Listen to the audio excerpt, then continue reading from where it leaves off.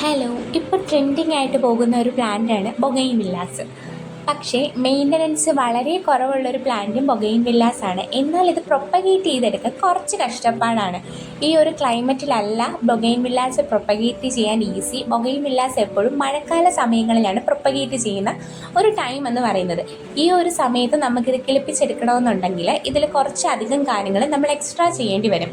ആദ്യം നല്ലൊരു potting mix എടുക്കുക. കരിയില, ചാണകപ്പൊടി, മണ്ണ് ഇതെല്ലാം ചേർന്നിട്ടുള്ളൊരു പോട്ടിംഗ് മിക്സാണ് ഞാൻ എടുത്തിട്ടുള്ളത്.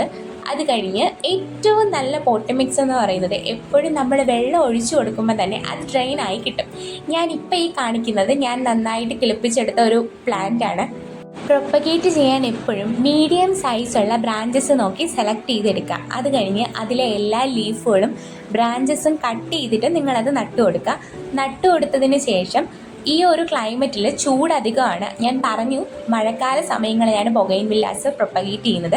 അപ്പോൾ ഈ ഒരു സമയത്ത് ഇത് പ്രൊപ്പഗേറ്റ് ചെയ്യണമെന്നുണ്ടെങ്കിൽ ഇതുപോലെ ബോട്ടിൽ ഉപയോഗിച്ചോ ഒരു കവർ ഉപയോഗിച്ചോ നട്ട കമ്പുകളെ മറച്ചു കൊടുക്കുക. അങ്ങനെ മറച്ചു കൊടുത്ത് ഒരു 1 month അടുപ്പിച്ചാവുമ്പോഴത്തേക്കും ഇതുപോലെ ബ്രാഞ്ചസ് നിങ്ങൾക്ക് കിട്ടും. നിങ്ങൾ ചെയ്ത കാര്യങ്ങളെല്ലാം ശരിയാണെന്നുണ്ടെങ്കിൽ ഇതുപോലെ ബ്രാഞ്ചസ് കിട്ടും. ആ ബ്രാഞ്ച് കുറച്ച് ലെങ്ത് കൂടിയതിന് ശേഷം ഈ വെച്ചിരിക്കുന്ന ബോട്ടിൽ എടുത്ത് മാറ്റാം. രാവിലെയും വൈകുന്നേരം ഉറപ്പായിട്ട് നിങ്ങളിതിന് വെള്ളം ഒഴിച്ചിരിക്കണം. വെള്ളം ഒഴിച്ചാൽ മാത്രമേ ഇത് കിളിച്ച് കിട്ടുള്ളൂ. ഇപ്പം ഞാൻ ഈ കാണിക്കുന്ന ബൊഗെയിൻവില്ല ഞാൻ ഈ പറഞ്ഞ പോലെയെല്ലാം ചെയ്ത് എനിക്ക് കിളിച്ച് കിട്ടിയിട്ടുള്ളൊരു പ്ലാന്റാണ്.